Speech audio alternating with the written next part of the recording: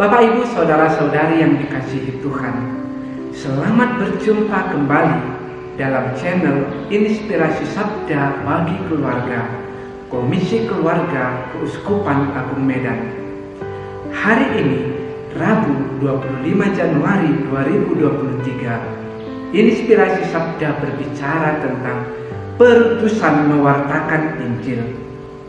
Inspirasi Sabda hari ini diambil dari Injil Markus bab 16 ayat 15 sampai 18. Inilah Injil suci menurut Markus. Dimuliakanlah Tuhan. Sekali peristiwa, Yesus yang bangkit dari antara orang mati menampakkan diri kepada ke-11 murid dan berkata kepada mereka, "Pergilah ke seluruh dunia, beritakanlah Injil kepada segala makhluk. Siapa yang percaya dan dibaptis akan diselamatkan, tetapi siapa yang tidak percaya akan dihukum. Tanda-tanda ini akan menyertai orang-orang yang percaya. Mereka akan mengusir setan-setan demi namaku. Mereka akan berbicara dalam bahasa-bahasa yang baru bagi mereka.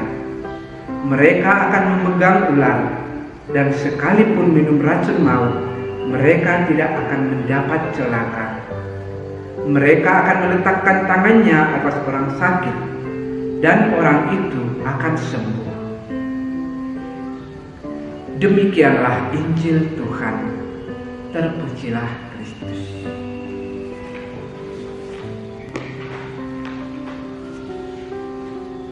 Bapak, Ibu, saudara-saudari yang dikasihi Tuhan, penginjil Markus pada hari ini mengisahkan tentang Yesus yang bangkit dari antara orang mati, menampakkan dirinya kepada ke-11 murid.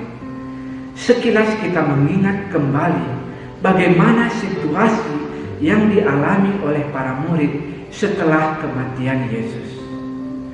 Mereka merasa takut, mereka merasa kecewa, dan mereka juga merasa ditinggalkan. Mereka merasa takut karena mereka dikejar-kejar oleh pemerintahan Romawi. Mereka merasa kecewa karena impian mereka untuk menjadi bagian dari Raja Duniawi tidak terwujud, karena Yesus yang mereka harapkan untuk menjadi Raja mereka wafat di kayu salib. Sebuah impian yang sungguh sangat manusiawi. Namun, setelah sekian lama mereka bersama dengan Yesus, tetapi ternyata mereka tidak juga mengenali siapa Yesus yang sebenarnya. Kehadiran Yesus di antara para murid yang saat itu sedang mengunci diri di dalam sebuah rumah membawa penghiburan bagi murid-murid dan juga penguatan baru bagi mereka. Kehadiran Yesus menunjukkan bahwa dengan kebangkitannya, kuasa maut dan kuasa kematian sudah dikalahkan olehnya. Kehadiran Yesus ini menjadi sebuah penguatan bagi murid, karena dengan itu mereka pada akhirnya mengenali siapa Yesus yang sebenarnya, bahwa Yesus yang selama ini mereka ikuti adalah Kristus sendiri. Dan dengan pengenalan itu, mereka juga memiliki iman akan Yesus Kristus, dan itulah yang kemudian diwariskan kepada kita, yaitu iman akan Yesus yang adalah Kristus.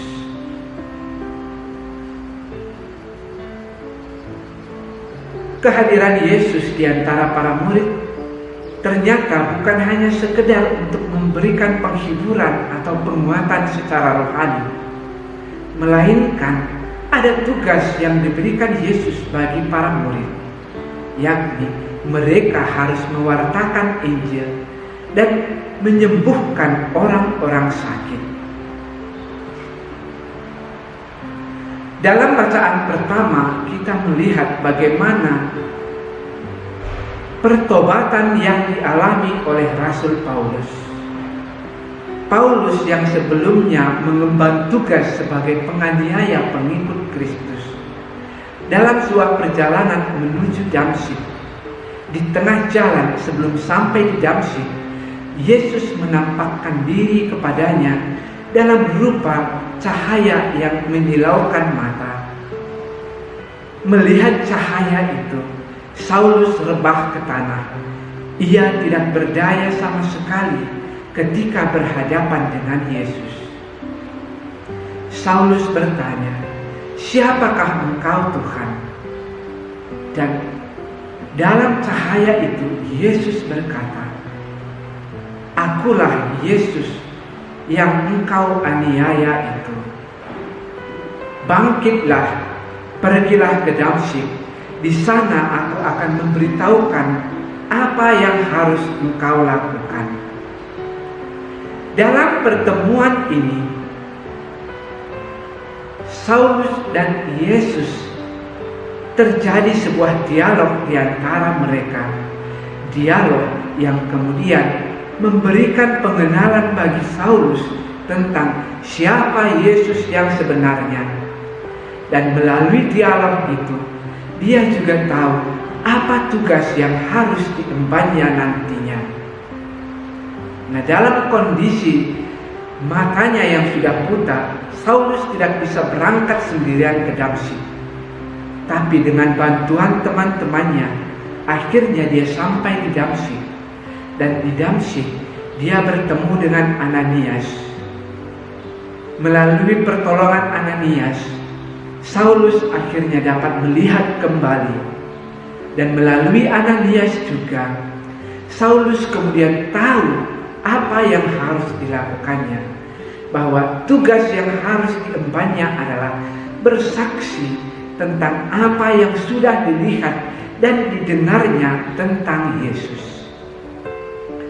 Bapak, Ibu, saudara-saudari yang dikasihi Tuhan, dalam kita mengarungi samudera kehidupan ini, kita juga kerap kali mengalami hal-hal yang mustahil bagi kita terjadi dalam kehidupan kita.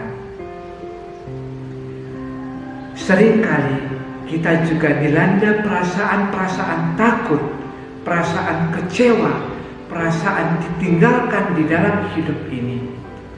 Bahkan juga kerap kali kita menganggap, kita merasa bahwa diri kita yang paling benar, diri kita yang paling saleh.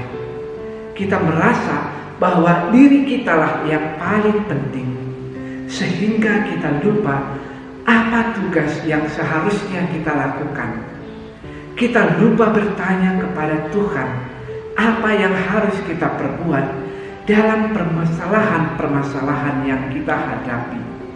Kita asik dengan diri kita sendiri saja. Nah, melalui kisah pertobatan Paulus hari ini, kita diingatkan kembali betapa pentingnya membangun sebuah dialog dengan Tuhan.